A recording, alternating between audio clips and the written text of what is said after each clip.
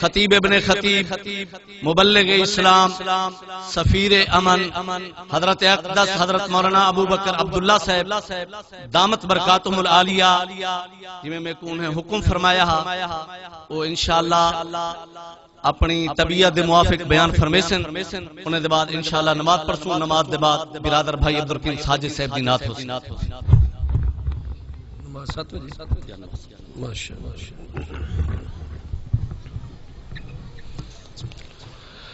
الحمدللہ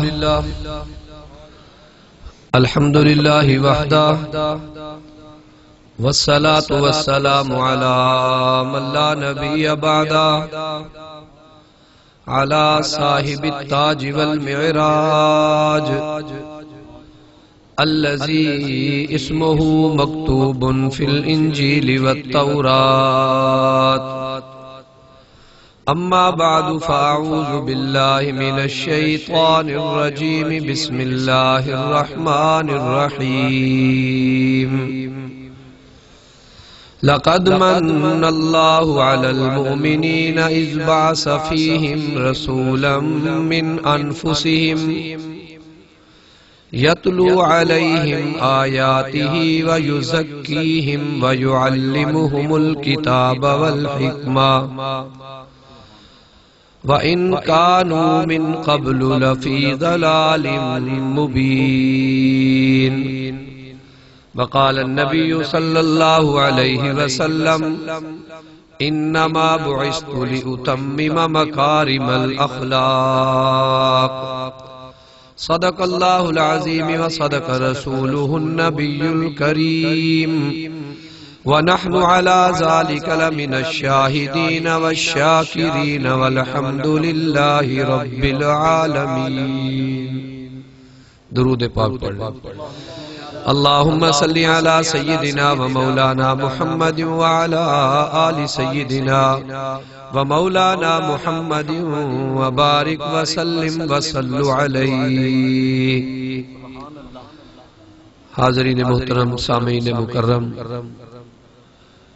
سٹیج پر تشریف فرما علماء کرام، میزبان مکرم حضرت قاری محمد ہاشم صاحب دامت برکاتہم العالیہ، پروگرام نے تو ابھی شروع ہونا ہے، میری درخواست پر انہوں نے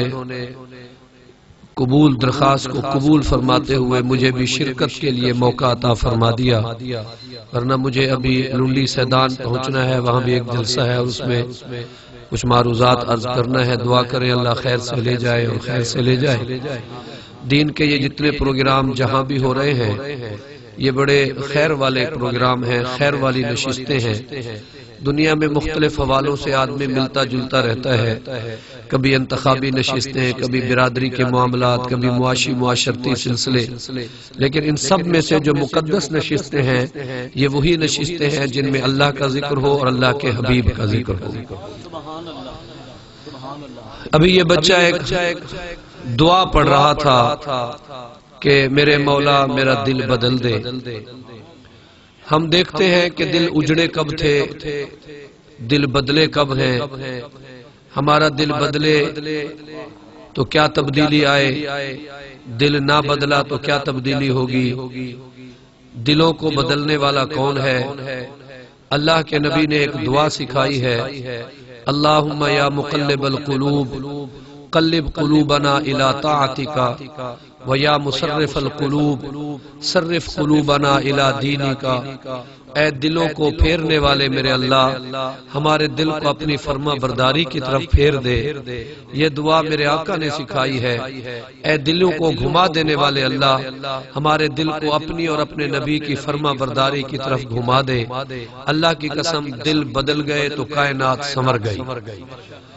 قرآن مجید کی آیت کریمہ، چونکہ جلسے کا عنوان ہے مقصد میلاد، کہ اللہ نے آپ کو دنیا میں بھیجا، آپ کی ولادت ہوئی، آپ کی ولادت سے پہلے وَإِن كَانُوا مِن قَبْلُ لَفِي ضَلَالٍ مُبِينٍ سب لوگ گمراہی میں تھے، تہذیبیں موجود تھیں کیسر و کسرا کی، لیکن ایک دوسرے کو اونچا نیچا دکھانے میں انہوں نے انسانوں میں وہ بحران پیدا کر رکھا تھا جس بحران کی وجہ سے لوگ فیصلہ نہیں کر پاتے تھے کہ کیا کریں۔ نظام تعلیم موجود تھا، یونان کا فلسفہ موجود تھا، ہندو مت کی وید موجود تھی جن کا دعویٰ ہے ہم کروڑوں برس پرانے ہیں، وہ لوگ بھی موجود تھے، سارا نظام بظاہر موجود تھا، لکھنا پڑھنا لوگ جانتے تھے، صرف نہیں جانتے تھے بلکہ مشاعرے کرتے تھے اور ان مشاعروں میں بہترین قسم کا کلام پڑھتے تھے۔ ان کے گمان میں وہ کلام بہترین تھا، کسی حوا زادی کا نام لے کر اسے اپنی محبوبہ گردانتے ہوئے اس کے نام سے اشعار لکھتے تھے، نظمیں پڑھتے تھے، کبھی اونٹنیوں کی تعریف پر نظم، کبھی عورتوں کی تعریف پر نظم، کبھی اپنے جنگی کارناموں کو بیان کرتے تھے، کبھی دیگر اپنے ایشوز کو بیان کرتے، اور یہ سمجھتے ہم سے بڑا بولنے والا کوئی نہیں، ہم سے بڑا لکھنے والا کوئی نہیں، ہم سے بڑا ادیب کوئی نہیں۔ اللہ نے فرمایا تم اور تمہارا ادب وَإِن كَانُوا مِن قَبْلُ لَفِي ضَلَالٍ مُبِينٍ، تم اور تمہاری تقریر وَإِن كَانُوا مِن قَبْلُ لَفِي ضَلَالٍ مُبِينٍ، مہمان نواز تھے، ہمارے ہاں مہمان آئے تو ہم شاید ایک مرغی ذبح کر پاتے ہیں، وہ اونٹ ذبح کر دیا کرتے تھے۔ تمہاری میزبانی بھی نبی کے آمد سے پہلے گمراہی پر تھی، تمہاری تقریریں بھی نبی کی آمد سے پہلے گمراہی پر تھی، تمہارا علم و ادب بھی پیغمبر کی آمد سے پہلے گمراہی والا تھا، کوئی عبادات کا ویژن نہیں تھا، کوئی زندگی کا ہدف نہیں تھا، کوئی اصول اور نصب العین نہیں تھے، کوئی قانون اور ضابطے نہیں تھے۔ میرے پیغمبر دنیا میں تشریف لائے، اللہ نے فرمایا ان کے آمد کے واقعات کو حضرت سلمی صاحب بیان کر رہے تھے، کمرہ کیسے منور ہوا، پیغمبر آئے تو دنیا میں نور کیسا آیا، پیغمبر آئے تو سعدیہ کی اونٹنی کو سرور کیسا آیا، پیغمبر آئے تو بنو سعد میں بخت کیسے بیدار ہوا، نبی آئے تو ہواؤں نے کیسے لوریاں دی، پیغمبر دنیا میں آنے تھے تو اماں آمنہ کو انبیاء کی زیارات کیسے ہوئی۔ یہ میلاد کا ذکر تھا۔ مقصد میلاد اس آیت میں کیا ہے؟ یتلو علیہم آیاتہ، میرا نبی آئے گا تو قرآن کی آیتیں تلاوت کرے گا۔ اللہ کی قسم اسی تلاوت کے چیپٹر کو بھی دیکھ لیں تو دنیا نے دیکھا تیر برستے رہے، میرے پیغمبر نے تلاوت نہیں چھوڑی، پتھر مارے گئے، پیغمبر نے تلاوت نہیں چھوڑی، پیغمبر کی تلاوت کے مقابلے میں شور مچایا گیا۔ ما کان صلاتہم عند البیت الا مکاء و تصدیہ، وہ سیٹیاں بجاتے رہے، تالیاں بجاتے رہے، شور مچاتے رہے، نقصان کرتے رہے، پیغمبر نے ہر اذیت کو برداشت کیا لیکن قرآن کی تلاوت کو نہیں چھوڑا۔ یہ مقصد تلاوت ہے، یہ مقصد میلاد ہے۔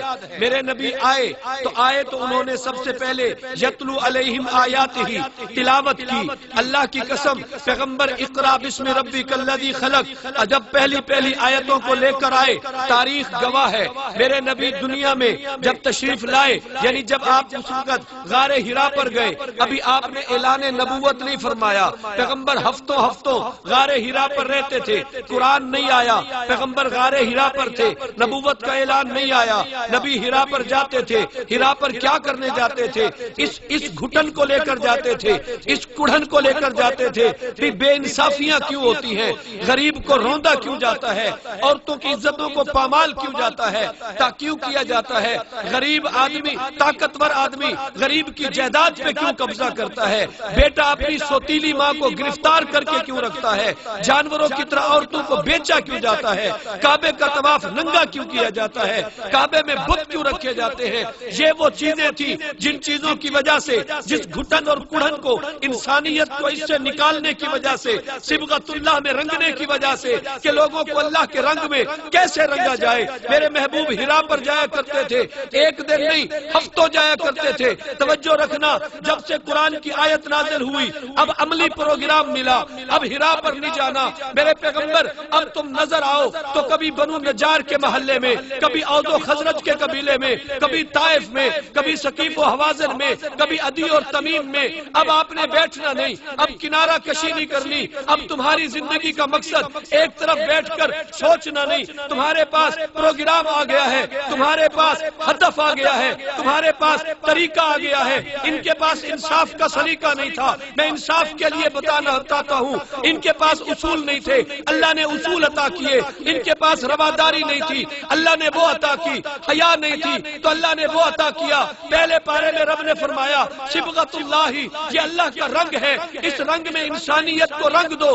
اللہ کی قسم قلوب بدلے۔ میں نے اگلے دن بھی کہا، اس سے پہلے پیغمبر سے آنے سے پہلے لوگ تن کے اجلے تھے، میرا نبی آیا تو انہوں نے لوگوں کو من کا اجلا بنا دیا، اندر کو دھویا، انسان کے اندر کو دھویا، قلوب کو دھویا۔ اور کیا میرے نبی کا یہ دھونا، سبحان اللہ، پیغمبر آئے تو حلال و حرام کے ضابطے بدلے، پیغمبر آئے تو خیر و شر کا امتیاز ہوا، نبی آئے تو فتح و شکست کا ضابطہ بدلا، پیغمبر آئے تو بے اصولی کو اصولی سے بدلا، پیغمبر آئے تو عورت کو چادر اور 4 دوپٹے کی عظمت عطا فرمائی، پیغمبر آئے تو بچیوں کو جن کو لوگ نحوست سمجھتے تھے، میرے پیغمبر نے فرمایا خدا کا خوف کرو، تم نحوست کہتے ہو، میں محمد اعلان کرتا ہوں یہ بچیاں منحوس نہیں، یہ گھروں کے لیے رحمت بن کر آئی ہیں۔ یہ پیغمبر نے سکھایا، اصول بدلے، قانون بدلے، اخلاق بدلے، ضابطے بدلے، طریقے بدلے۔ اللہ کی قسم ایسی مؤثر تبدیلی آئی جس تبدیلی نے نہ تو کوئی خونریز انقلاب برپا کیا، ایسی مؤثر تبدیلی آئی جس تبدیلی کے پیچھے کسی کی عزت پامال نہیں ہوئی۔ آج تو ایک ملک دوسرے ملک پہ چڑھ دوڑے تو ہزاروں انسانوں کو فریقین کی طرف سے جانیں دینا پڑتی ہیں۔ میرے پیغمبر کی سیرت طیبہ میں 30 سے زائد جنگیں موجود ہیں، لیکن 300 سے زائد اموات نہیں ہو سکی۔ اللہ کی قسم مظالم کے ساتھ زبردست جنگوں میں بدر کے 17 لاشوں سمیت، بدر احد کے 70 شہیدوں سمیت اگر پورا انقلاب بھی دیکھا جائے تو 300 سے زیادہ آدمی اس کام کے لیے قربانی نہیں دے سکے۔ اتنے لوگوں کی مختصر قربانی کے بعد ایسا پروگرام میرے نبی نے دیا کہ آج تک یہ دل بدلنے والی کیفیت قائم ہے۔ میرے پیغمبر کے 3 مقصد تھے، ساتھیوں میں بات ختم کرنے لگا ہوں۔ یتلو علیہم آیاتہ، نبی کا ایک مقصد تلاوت تھا، تلاوت کا وہ مقصد امت کے کس شعبے نے سنبھالا؟ یہ قرآن نے سنبھالا۔ آج بھی قاری حضرات مدارس میں بیٹھ کر قرآن کی قرأت کر رہے ہیں۔ بعض لوگ اپنے بچوں کو محض اس لیے قرآن نہیں پڑھاتے کہ بھئی ان کا روشن مستقبل تو نظر آ نہیں رہا، بظاہر اگر اسی شعبے کو اپنا لیا، قرآن تو پڑھاتے ہیں معذرت، اس شعبے کو اس لیے نہیں اپناتے کہ اس شعبے میں انہیں روشن مستقبل نظر نہیں آتا۔ ان کا مستقبل کا ہدف کب تک ہے؟ بچے کی زندگی تک ہے، لیکن اسلام نے جسے مستقبل قرار دیا وہ اس زندگی تک نہیں، برزخ سے گزر کر، حشر سے گزر کر جنت الفردوس تک کا مستقبل ہے۔ اللہ کے نبی نے فرمایا عمر الم ترضا، کیا تو اس بات پہ راضی نہیں کہ کیسر و کسرا بے شک مخمل کے گدوں پہ دنیا میں آرام کریں، ہم دنیا میں ان چٹائیوں پہ گزارا کر لیں گے لیکن جنت الفردوس میں ہم جا کر بہترین بستروں پہ آرام کریں گے۔ پیغمبر نے جس روشن مستقبل کی بات کی وہ بہت آگے ہے۔ یتلو علیہم آیاتہ، پیغمبر کا ایک مقصد قرآن کی تلاوت ہے، اور یہ مقصد 1400 سال سے زندہ ہے، 1400 سال سے زندہ ہے۔ تمام تر رکاوٹوں کے باوجود اس کے انقلاب کو دیکھیں تو حیران ہو جائیں۔ لاکھوں کی تعداد میں نسخے تو اسی انڈیا میں انگریز نے قرآن کے اٹھا کے گنگا و جمنا میں بہائے تھے، چنگیز نے ہماری بہترین لائبریریوں کو اٹھا کے دریائے دجلہ و فرات کی نظر کر دیا۔ انہوں نے سمجھا مسلمان ختم ہو جائے گا، کتاب ختم ہو جائے گی، لیکن آج 1439 کو اس مسجد میں قرآن کی عظمت کا، صاحب قرآن کی عظمت کا پروگرام اس بات کی دلیل ہے وہ سارے منصوبے ہوا ہو گئے۔ میرا نبی بھی آج تک اپنے پروگراموں سمیت، آج تک اپنے منشور سمیت، آج تک نبی کی شریعت اسی طرح تابندہ اور زندہ ہے، جس طرح کل باعث برکت تھی اسی طرح آج بھی باعث برکت ہے۔ یہ زندہ ہے۔ دوسرا کام میرے نبی کا کیا تھا؟ وَيُعَلِّمُهُمُ الْكِتَابَ وَالْحِکْمَةَ، نبی کتاب و حکمت کی تعلیم دیں گے۔ ایک ہے قرآن کو پڑھ لینا، ایک ہے قرآن کو سمجھ لینا۔ قرآن کو پڑھنے کی ترتیب ہمارے قرآن نے کی، کتنی محتاط ترتیب کی، ہائے وقت نہیں میں کیا بتاؤں۔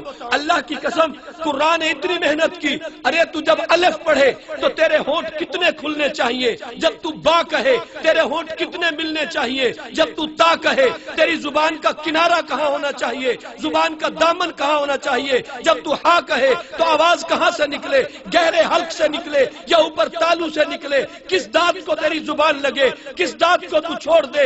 اللہ کی قسم پیغمبر کی زبان پڑھنے کے، تلفظ اور مخارج کے، زیر و زبر کے، با اور تا کے، تا اور توا کے، سا اور سین کے اگر مفہوم کو، مقصود کو محفوظ رکھا ہے کائنات میں، نہ انجیل کا حافظ مثال دے سکتا ہے، نہ تورات کا حافظ مثال دے سکتا ہے۔ اگر ہم دے سکتا ہے کوئی تو ہم مسلمان فخر سے سر اٹھا کر کہہ سکتے ہیں پیغمبر کا لہجہ بھی محفوظ ہے، پیغمبر کا تلفظ بھی محفوظ ہے۔ یہ بات یہ محفوظ ہے تو یہ بات محفوظ ہے۔ یتلو علیہم آیاتہ، میں کھولتا نہیں، اس کو اور کھولتا چلا جاؤں۔ مخارج محفوظ، زیر و زبر محفوظ، شد و مد محفوظ، اتار چڑھاؤ محفوظ۔ اس امانت کو امت کے جس طبقے نے سنبھالا، میں انہیں سلام پیش کرتا ہوں۔ ہمارے استاذ شہر قاری عبدالمجید صاحب دامت برکاتہم العالیہ تشریف فرما ہے، قاری محمد ہاشم صاحب تشریف فرما ہے، سارے قرآ، قاری اکبر صاحب آج وہاں آئے ہوئے ہیں، باقی بھی سارے حضرات تشریف فرمائیں۔ اللہ کی قسم تمام تر مشکلات، اس کا اندازہ اسے ہوتا ہے جو اس فیلڈ میں ہوتا ہے کہ ان کو کتنی مشکلات کا سامنا پڑتا ہے۔ ایک جاہل آدمی آ کے کبھی ایسے انداز میں گفتگو کرتا ہے کہ دل کو کڑھن محسوس ہوتی ہے، لیکن قرآن کی آیت پڑھنے سے ایسی تسلی ہوتی ہے۔ ارے ہم قرآن پڑھ کے آپ پر دم کریں، آپ کو تسلی ملتی ہے، جو قرآن ہم خود پڑھتے ہیں کیا ہمیں تسلی نہیں ملتی؟ اللہ تسلی دے دیتے، اور یہ کہہ کر میاں اس کی کیا بات ہے، اس کو کیا سننا جاننا ہے، اپنا کام کرو۔ یتلو علیہم آیاتہ، یہ محفوظ ہوا۔ یزکیہم ویعلمہم الکتاب، کتاب کے علم کو سنبھالا، کتاب کے مفہوم کو سنبھالا۔ دنیا میں لوگوں نے بدلنے کی کوشش کی، آیتوں کے مفہوم بدلے، آیتوں کے انداز بدلے، آیتوں کا ترجمہ بدلے، آیتوں کی تفسیر بدلے۔ اللہ کی قسم علماء امت آج تک اس کام کو لیے ہوئے چل رہے ہیں۔ 1400 سال سے آج تک، قرون اولا سے لے کر آج تک، مفسرین، محدثین، مبلغین، تحقیقی حوالے سے، نحو اور صرف کے حوالے سے، فلسفے کے حوالے سے، منطق کے حوالے سے، جس بھی زاویے سے قرآن کی تعلیم اور علوم کی ضرورت پڑی، آج تک یہ بھی محفوظ و محمون ہے۔ ہم اس کے لیے شکر گزار ہیں ان علماء امت کے جنہوں نے اس طبقے کو، اس معلومات کو، قرآن کے علوم کو زندہ اور تابندہ رکھا۔ اور تیسرے نمبر پر میرے پیغمبر کا کام کیا تھا؟ وَيُزَكِّيهِمْ، ان کے تزکیہ کر دو۔ تزکیہ مانی اندر کی کثافتیں دھو ڈالو، ان میں بغض نہ رہے، حسد نہ رہے، نفرت نہ رہے، عناد نہ رہے، تلخی نہ رہے، ایک دوسرے کو اونچا نیچا دکھانا نہ رہے، دو نمبری نہ رہے، خالصتاً من احسن من اللہ صبغہ، اللہ کے رنگ میں رنگے جائیں۔ اللہ کی قسم انسان کے دلوں کی کیفیت بدلی تو میرے نبی نے بدلی، میرے پیغمبر نے اپنے ہاتھوں سے جن کے دلوں کی کیفیت بدلی۔ قرآن نے پھر فیصلہ کر دیا، اولئک الذین امتحن اللہ قلوبہم للتقوی، اے پیغمبر جن کے دلوں پہ تم نے محنت کی، میں اللہ اعلان کرتا ہوں میں نے ان کے دلوں کا امتحان لیا، یہ سارے کے سارے کامیاب ہو گئے۔ اولئک ہم الراشدون، یہ ہدایت یافتہ، اولئک ہم الفائزون، یہ کامیاب، رضی اللہ عنہم، میں اللہ ان سے راضی، ورضوا عنہ، یہ اللہ سے راضی ہو گئے۔ یہ لٹے رب کے لیے تب بھی خوش ہیں، رب کے لیے جان دی تب بھی خوش ہیں، عزتیں پائیں تب بھی خوش ہیں، قربانیوں سے گزرے تب بھی خوش ہیں۔ میرے پیغمبر نے دلوں پہ محنت کی، اور دلوں پہ محنت کرنے کا یہ سلسلہ آج تک جاری ہے۔ کون جاری رکھے ہوئے ہیں؟ یہ خانقاہ کے صوفیہ جاری رکھے ہوئے ہیں، درویش جاری رکھے ہوئے ہیں، اللہ والے جاری رکھے ہوئے ہیں۔ خدا کی قسم یہ امت سر اونچا کر کے کہہ سکتی ہے میرے پیغمبر جس مشن کو لائے تھے وہ مشن کل بھی زندہ تھا، وہ اسلام آج بھی زندہ۔ آپ ان سے تعلق جوڑ کے رکھیں، یہی مقصد میلاد ہے۔ قرآن کی تلاوت کو اپنے گھروں میں عام کریں، تعلیم کتاب و حکمت کو سمجھیں اور تزکیے کی طرف توجہ دیں۔ اگر یہ تینوں کام اس امت نے اپنا لیے، امت کے ہر فرد نے اپنا لیے، تو اللہ کی قسم وہ معزز سے زمانے میں مسلمان ہو کر ہم خوار ہوئے تارے کے قرآن ہو کر ہمیں بھی وہ عزتیں مل سکتی ہیں جو عزتیں اللہ نے اپنے نبی کے صحابہ کو عطا فرمائی تھی۔ اللہ تعالیٰ اس جلسے کو کامیاب فرمائے۔ وآخر دعوانا ان الحمدللہ رب العالمین۔